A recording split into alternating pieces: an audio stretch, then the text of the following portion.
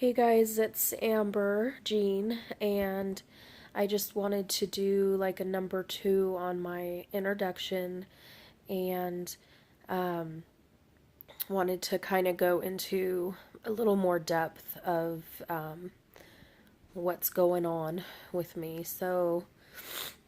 Um, and if anybody has any questions or of any sort, whether it be symptoms or whichever, feel free to comment below, and I'll get back to you as soon as I can. There are groups out there, so if you are concerned that you fit one of the categories or all of them or some of them, make sure that you get onto Facebook and you become a member of the support groups that are out there on Facebook. You can just search pelvic congestion, you can search May Thurners, you can search endometriosis, you can search adenomyosis and nutcracker syndrome. And there are support groups out there. Some of them aren't huge, but soon they're going to end up getting larger as more awareness becomes available and more education becomes available. And so that's another reason why I'm here, is to help educate. Make sure though, if you're having lots of pain, discomfort, your quality of life has gone downhill, or you've noticed it going downhill, just please make sure that you get in to see a doctor. I suggest, with any pelvic pain, going to see your OBGYN. And they may want to do a laparoscopy and or a hysteroscopy. My doctor also did an ultrasound beforehand to see just if he could see anything using just the ultrasound.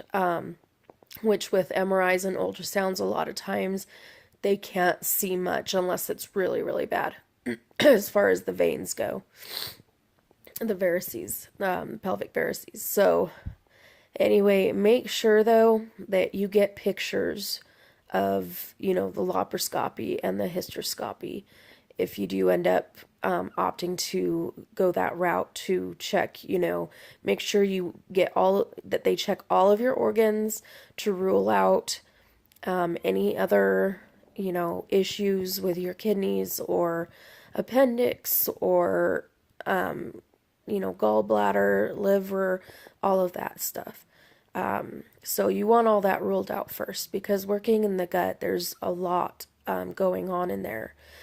And, these veins in the pelvis are feeding, pretty much how it was explained to me is the reason why I have the pooling of the blood in the pelvis is because my body has made those extra veins, or, the, yeah. Anyways, the varicose veins. Thank you. My body's tried to make up for the compressions that are going on in there, and trying to get blood back up to the heart. I've noticed that compression hose help a lot. Of course, it constricts a little bit of the blood going down to your feet and stuff, but I wear like thigh-high compression hose, and they, on those you get pretty much what you pay for. So like the $30 hose are going to be way better than the $6 ones. But you can find them on Amazon, and even Walmart have the cheaper ones. But to start with, But anyhow, so when I went in to see my doctor, first thing he told me, which really, really relieved me, was that you're not crazy. You're just not. You're not a pill seeker, and that's kind of the idea that these emergency rooms and doctors get when we come in there saying we're in so much pain and they find nothing, they think that. And it's awful. And that's another reason that I believe all of us and everybody watching this video and have watched any videos or have suspected any of these disorders, raise awareness, do vlog, do a blog, do whatever you can do to get the word out there. Because, I'm laying here in bed and this is where I spend most of my time, unfortunately. And, I'm getting sick and tired of it. Like, I'm done hurting. And so I feel you guys, and you're not going crazy. And so you need to find a doctor that'll listen to you. And, make sure you write down questions for your doctor and you get those questions answered adequately so you can make an informed decision. And that was one thing with my doctor that I loved, is that he gave me so much information, even probably more than I needed, but he gave me so much information that I could make an informed decision about which route I wanted to take. And so, pretty much with the endometriosis, which is on, I have a pretty large growth on, I believe, my right ovary. My left ovary was fine. And then I have it like all over the place, as far as, the outside of the uterus. The adenomyosis, I have it everywhere inside the uterus, which that's what adenomyosis is the endometriosis growth, but on the inside of the uterus. So pretty much my options were, and of course you've if you've listened to my other videos in this video, which is very long, I'm sorry.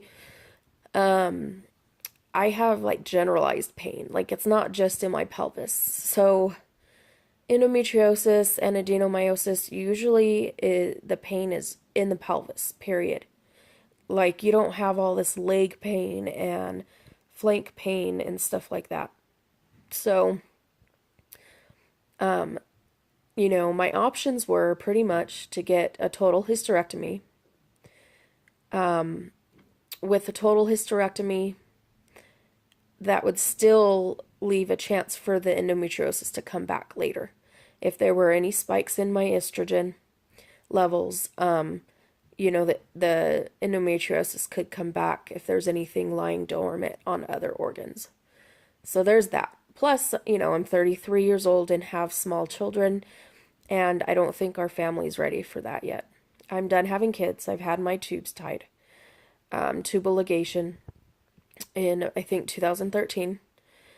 But the second option, which is less invasive, even more less dangerous than the laparoscopy and hysteroscopy itself, because they put you under general anesthetic or totally asleep. So for the, we're going the route to look for compressions instead, which is less invasive. It's a pinhole incision in the groin area, like thigh, groin area. Sometimes they go through a main artery in the neck.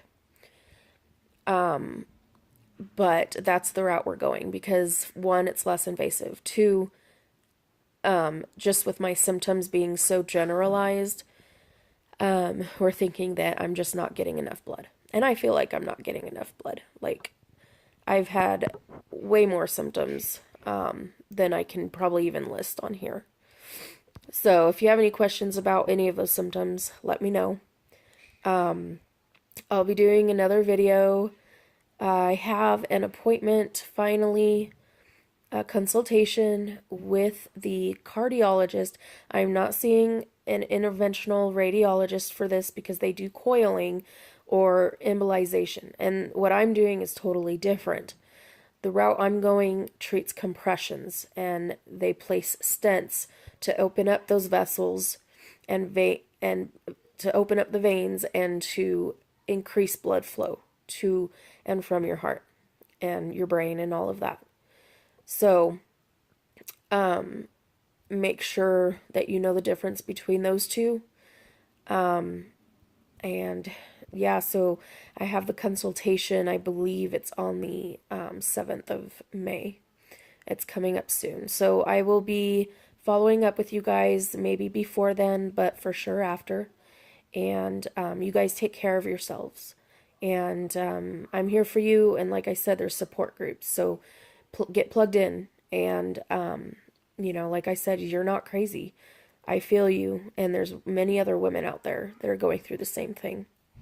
Another thing I do need to say, though, is that if you're in pain and you've been living with it for a while and you think, well, it's just a part of being a woman, that's not true. Speak up and let it be known that you're in pain. Because us women, most of us have a very high pain tolerance. And when most people would be crawling on the floor, we're standing up and we're taking it, like warriors. And that's what you guys are. You're warriors. And I love you guys all. I love all of you. And just hang in there. And we'll talk to you soon. God bless you guys.